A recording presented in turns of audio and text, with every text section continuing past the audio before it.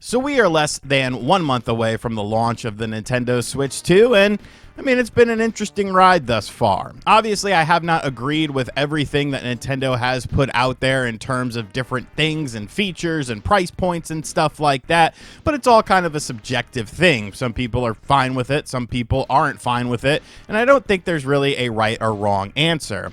But yesterday, a story started floating around the internet about Nintendo essentially doing an update to something as sort of a warning for the Nintendo Switch 2.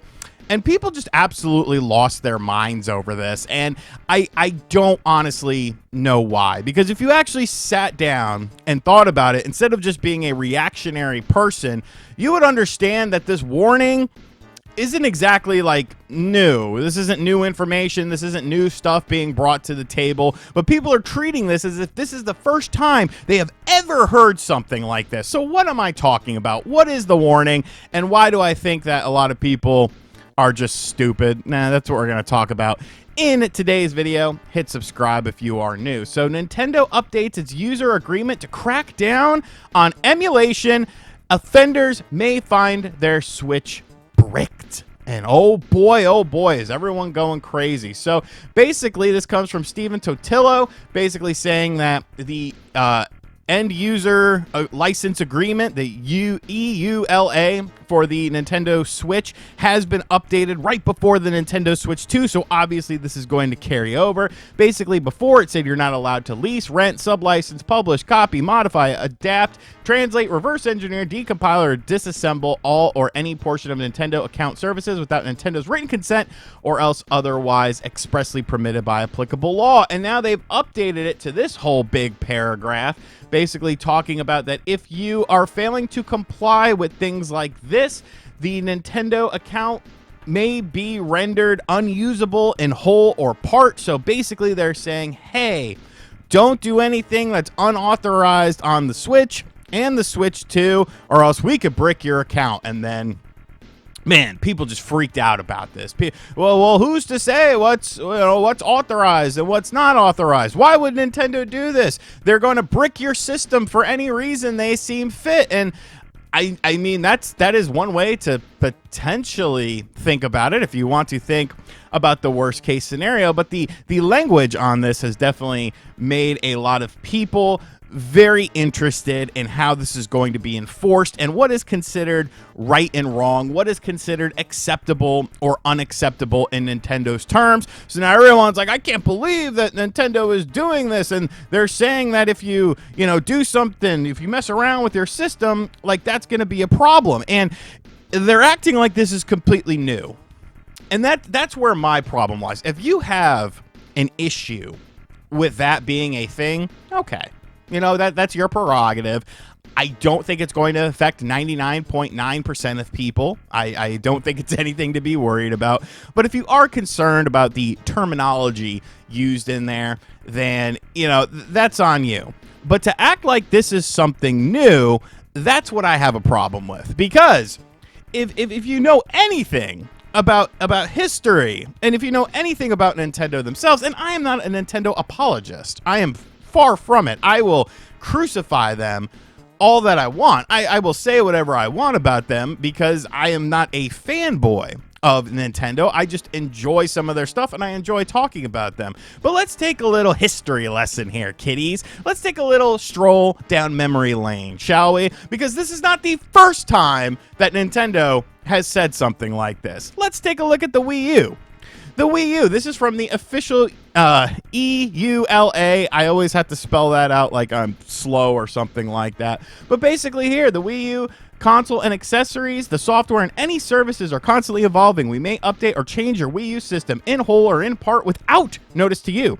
Such updates or changes may be required to play your new Wii U game, enjoy new features, or continue to access Wii U services. After your Wii U system is updated or changed, any existing or future unauthorized modification of the hardware or software of your Wii U system or the use of unauthorized device in connection with your Wii U system will render the system permanently unplayable. Content obtained through unauthorized modification of the hardware or software of your Wii U system will be removed. You agree to not use your Wii U system in an unlawful manner to access systems, devices, accounts, or data of others, including Nintendo, without your consent. So, if you do the same thing with your Wii U, then they could brick it.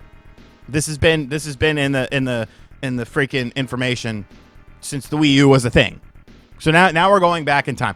But RGT, maybe that was just an offhand thing. Maybe that wasn't the case for everything. You know, I don't recall seeing that on the Wii U. I don't recall other companies saying stuff like that. That was just a one-off thing. Was it?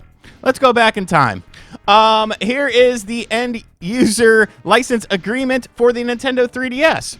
From 2011. You understand that the Nintendo 3DS system specifications and the Nintendo 3DS service are constantly evolving, and that we, Nintendo, may change or update the 3DS system or 3DS services in whole or in part without notice to you.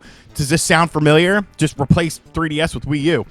Such updates may be required for you to play new 3DS games, enjoy new features, or continue to access the 3DS service after the 3DS menu is updated. Any existing or future unauthorized technical modifications of the hardware or software of your 3DS system or use of an unauthorized device in connection with your system will render the system permanently unplayable. Content deriving from the unauthorized modification of the hardware or software of your 3DS system will be removed. Failure to accept the update may render games and new features unplayable. So, not only the Wii U was subject to this, but the 3DS was also subject to this. And I know what you're saying to yourself, well, RGT, that's not enough for me.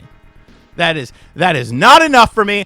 I need more, because I am going to still pretend that this is a brand new thing that no video game company has ever put out there into the world as being a potential for something to happen if they figure out that you've modded or hacked your system. Never mind taking into account things like your PlayStation system or your Xbox system or something like that. We're just focusing on Nintendo here, because Nintendo is the big, bad, evil person. Well, you want to go back 2 decades? Because I can go back 2 decades. And we're going to go back 2 decades. I'm going to take you back to the past here.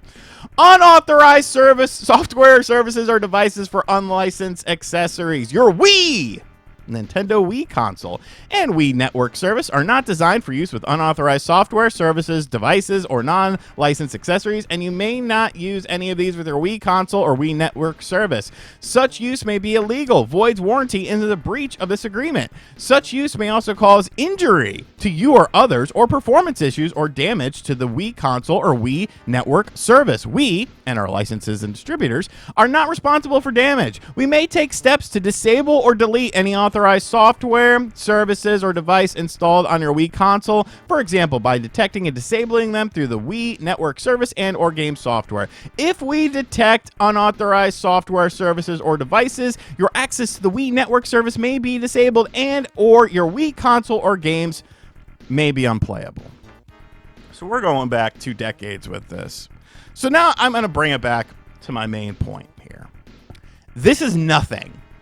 This is absolutely nothing. And the fact, the common folk, okay, I can give common folk, people who maybe are newer to the video game industry, people who are uneducated on certain things, more casual gamers, sure, I can give you some leeway with that when you see the headline done by your favorite website. The problem is, these websites should have a little bit of decorum. These websites should have a little bit of self-respect. These reporters should have a little bit of context added into this to say, hey, this is not new. This has been around for a very long time. Pretty much since the inception of online gaming on consoles, this has been a thing. As far as dedicated online servers, as far as being able to download games or something like that. So I don't understand why this is news. I don't understand why people are reacting to this in such a negative manner, because it's something that has always been a thing. Yeah, if you hack your system, you're not going to be able to do things like play online. I had a hacked Xbox. I still have it, actually. I had a hacked Xbox when I worked at GameStop because I wanted to play original Xbox games. And guess what? I could not play that hacked Xbox on Xbox Live. I had to use Xlink Kai, which I'm surprised I even figured out how to use that in order to play Halo 2 online, because my system was modified. The system checks would not allow me to play the system online. This is something that has been instilled since online gaming was a thing, yet everyone's acting like it's new and, oh my God, they're going to brick my system and this is ridiculous, blah, blah, blah. It's like, bro, maybe you should sit this one out. Maybe this isn't a conversation that you need to be engaging in. Maybe this isn't a topic you need to be covering. I tend to shy away from topics that I'm not, super privy on unless I'm going to, do at least a little baseline research on it.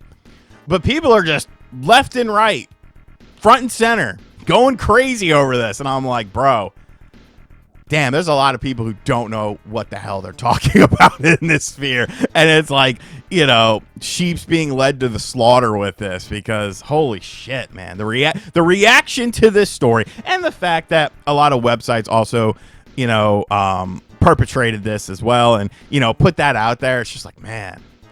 And you all say that YouTubers are clickbaity. Holy shit, like, damn. But yes, there's nothing to worry about. If you mess around with stuff, yeah, they might break your system. They might not let you go online or something like that. It's nothing new. Every company does it. I don't understand why people are freaking out about this warning, but there you go, folks. There's the true nitty-gritty. Share this with your friends. Share this with your enemies, especially if they don't know what they're talking about, because I feel like a lot of people don't. And as always, guys, thank you for checking out this video. Do you disagree with me? Do you think this is a problem? Because, like, I'm never the judge, jury, and the executioner, but I don't really see how you could disagree with me on this, because it's something that's not new. If it's not new, then why are we acting like it's new? And as always, guys, thank you for checking out this video. If you are new to the channel, make sure you hit that subscribe button. Be sure to like, comment, share, hit the bell as well. And as always, I'll catch you guys on the next one. Later.